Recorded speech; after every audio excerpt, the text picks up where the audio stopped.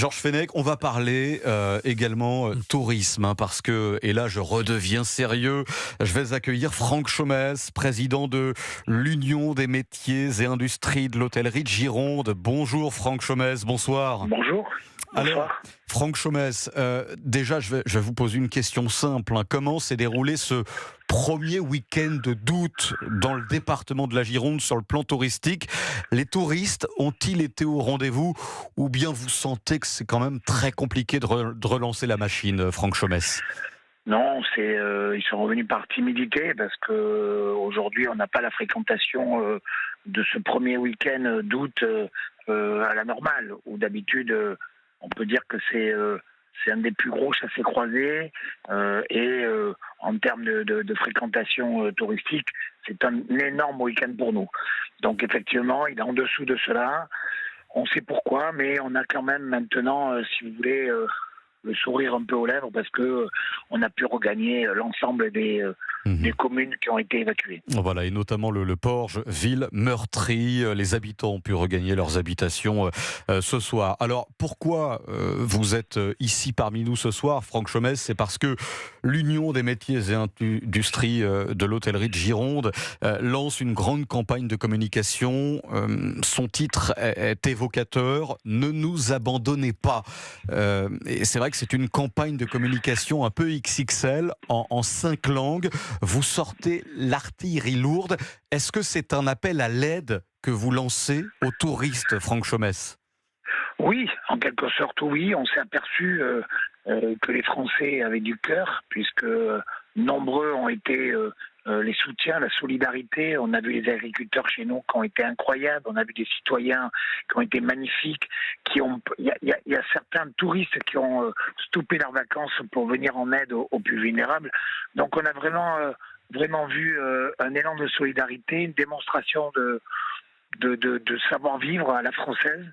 Malheureusement, il faut le voir quand il y a des catastrophes, mais je crois qu'effectivement, nous sommes un pays de cœur. Mais ça ne suffit pas pour garder nos affaires. Donc, il faut bien évidemment appeler par solidarité. La meilleure des solidarités maintenant, c'est de ne pas annuler ses vacances, de continuer à venir chez nous, parce que c'est un département qui est, alors que ce soit les Landes ou la Gironde, ce sont des départements très vastes. C'est le premier et le deuxième département plus grand en France. Et il y a une diversité qui est incroyable.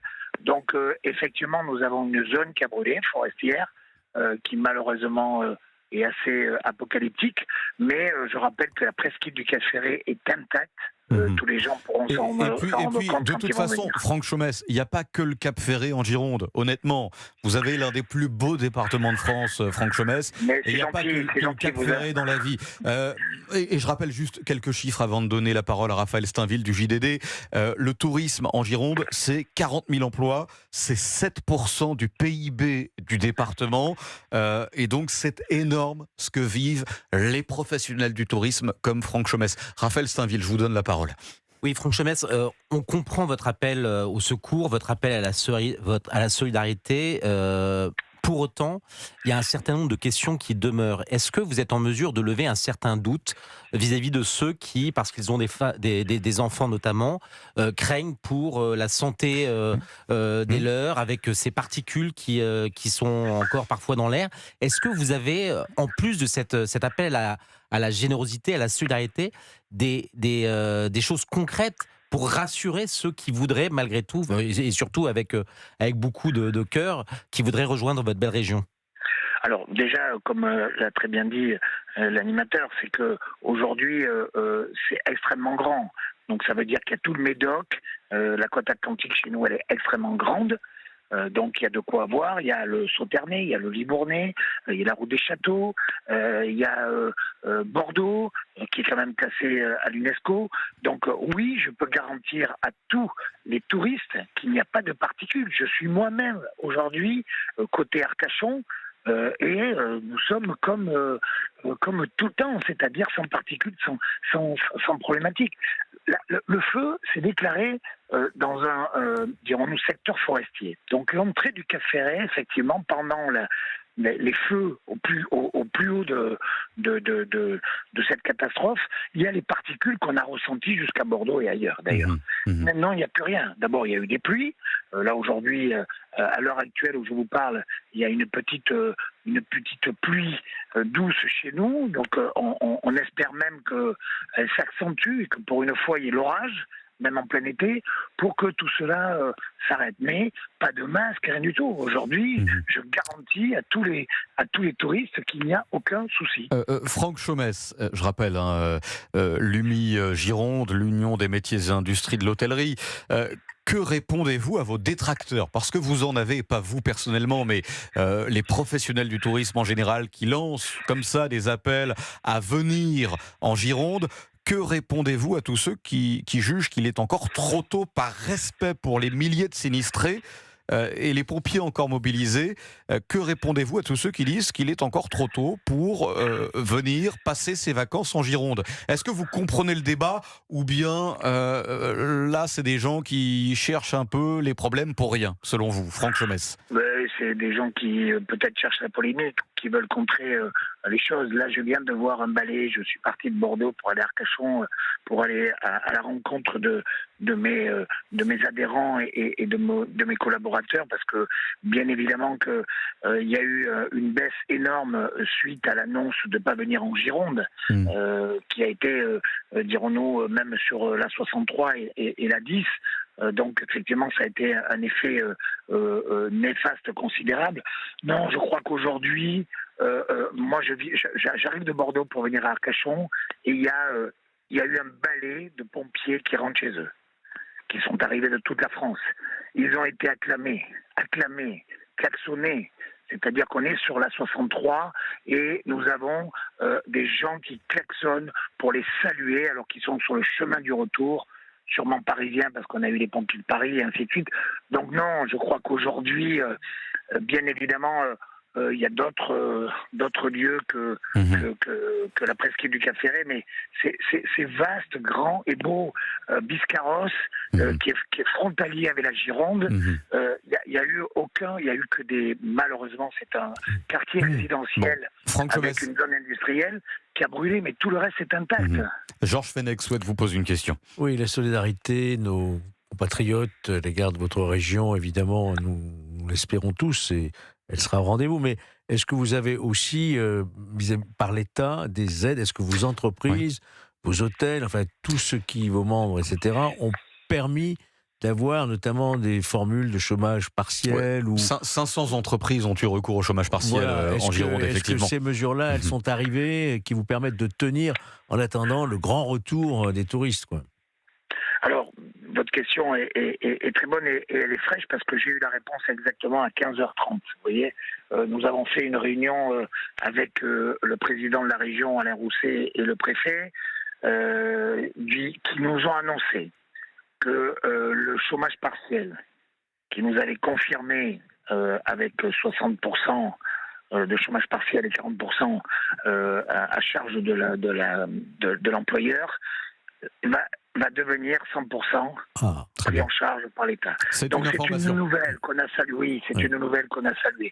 Mais vous savez, au-delà de ça, nous sommes bien évidemment en train de lutter pour d'autres, dirons-nous, d'autres accompagnements, parce que j'aime pas le mot aide. On veut être accompagné, on a des charges fixes, on n'a pas de recettes, donc il va falloir bien évidemment avoir des reports de paiement, mais je crois qu'on va l'avoir. Mais surtout, il faut juste comprendre une chose. On vient de reprendre le chemin de nos affaires, on est un métier d'accueil, on est un métier de l'hospitalité, on veut être présent, on veut donner le sourire à ces touristes qui nous font la joie de venir sur notre territoire depuis des années, pour certains, pour d'autres, ils viennent de le découvrir. Donc on vous garantit vraiment à tous que notre département et les départements voisins des Landes, ce sont de magnifiques départements et qu'on pourra vous recevoir, dirons-nous, dans les règles de l'art. Effectivement, alors je rappelle qu'on est avec Franck Chaumesse de l'UMI Gironde, l'Union des métiers et industries de l'hôtellerie, Raphaël Steinville. Franck Chaumesse est avec nous, on est avec Georges Fenech également. Franck Chaumesse, est-ce que vous déplorez le fait que, au cœur de l'incendie, je dis bien au cœur de l'incendie, dorénavant ce n'est plus le cas, la préfecture de Gironde ait lancé un grand appel, notamment aux touristes, leur demandant de temporairement ne plus venir en Gironde. Est-ce que ça vous a fait du mal et ça risque de vous faire du mal pour les semaines qui viennent et le mois d'août qu'on entame aujourd'hui? Alors oui, bien sûr que ça nous a fait du mal. Ça, c'est le moins qu'on puisse dire. Après, moi, je suis venu personnellement au secours de notre préfète. Pourquoi je dis ça? Parce que Sophie Broca. oui, parce quand elle annonce de ne pas venir en Gironde, on est au plein cœur des feux. C'est-à-dire que là, on est au maximum de ce qu'il y a eu pendant les 10 jours. Elle a une demande des professionnels, sapeurs-pompiers, qui ont besoin des routes dégagées. Les agriculteurs qui sont venus avec les tracteurs ont besoin des routes dégagées. Donc, est-ce que si on avait continué à fréquenter le chemin de la Gironde, est-ce qu'on aurait arrêté les feux à 10 jours? C'est-à-dire qu'ils ont été fixés hier soir. On ne sait pas. Aujourd'hui, ce qu'on peut se glorifier, c'est que la préfète, elle a zéro perte de citoyens. Aucune perte humaine. Aucune perte humaine. C'est ce qu'il faut regarder. Il y a le côté financier, je vous l'accorde. C'est pour ça qu'on a déclenché cette campagne dans l'urgence et que je me suis permis de dire à tous les acteurs du tourisme, c'est que chaque jour est compté. Chaque jour est compté. Donc il y a des offices de tourisme. Il y a Atout France qui va sortir sa campagne de communication. On les en remercie. Mais si c'est mercredi, jeudi, vendredi, c'est déjà des jours de perdus. Nous, on l'a fait il y a 4-5 jours. Je vous remercie de mettre cette campagne à l'honneur. Vous avez des chaînes de télévision qui l'ont mis à l'honneur. C'est des millions de personnes qui ont vu cette affiche. Ne nous abandonnez pas. On ne peut que vous remercier parce qu'on a besoin de ça. Voilà, on a besoin de positif et on a besoin d'avoir des acteurs qui nous aident. Raphaël Steinville souhaite vous poser une question. Raphaël Steinville. Oui, Franck Chomès, vous avez évoqué la préfète de Gironde. Est-ce que vous diriez que l'État, pendant cette crise que vous avez connue, a été au rendez-vous et l'est encore, peut-être encore aujourd'hui? Je crois qu'elle est, parce que le président de la République l'a annoncé, je l'espère. Vous savez, aujourd'hui, entre les annonces et les résultats, ça fait 2. Ce que je déplore, je sors d'une réunion, comme je vous ai dit, avec la région. Il y avait les acteurs, les professionnels forestiers qui étaient là. En 2022, quand il y a les feux de l'autre côté, là où je suis actuellement, c'est-à-dire du côté d'Arcachon, la Teste, il y a eu des réunions qui ont démarré suite à ces feux, où les forestiers ont expliqué qu'il fallait, pour éviter qu'il y ait des milliers d'hectares qui brûlent, faire des pare-feux de 100 mètres. 100 mètres, ça veut dire qu'il y a très très peu de chances à ce que les flammes sautent de parcelle en parcelle. Il y a eu des réunions, il n'y a pas eu d'acte. 2022, nous sommes 2026. Rebelote. S'il y avait eu des pare-feux, ce qu'on a fait là dans l'urgence, ce que les forestiers ont fait dans l'urgence, ce que les agriculteurs ont fait dans l'urgence, ce que les pompiers ont fait dans l'urgence, il y a eu 163 kilomètres de pare-feu qui ont été faits dans l'urgence en 10 jours, les 10 derniers jours. Donc aujourd'hui, il faut se mettre autour de la table, écouter les professionnels qui, eux, bien évidemment, ont hérité des anciens qui ont expliqué comment il fallait faire pour éviter des catastrophes naturelles. Et puis aussi, il y a un dernier truc, c'est que à cause de l'écologie nous empêche de couper un arbre. C'est pas un arbre qu'on a coupé, c'est des millions d'arbres qu'on a coupés à cause de ça, en 2 feux. Donc j'ai envie de dire, et puis une dernière chose, tous les champs qui ont été voisins, qui étaient irrigués, ont stoppé les feux. Les feux. Donc au bout d'un moment, il faut aussi, on est conscient qu'il y a le réchauffement climatique, mais il ne faut pas que l'écologie prenne le dessus et puis que ça fasse des catastrophes comme on est en train de vivre, comme on a vécu, et comme on est en train de vivre sur tous les territoires français. Bon, Franck Chomès, dernière question. Le mois d'août, sans langue de bois, il est fichu ou bien il y a moyen quand même de limiter la casse là, si cette campagne de communication porte ses fruits, Franck Chomès?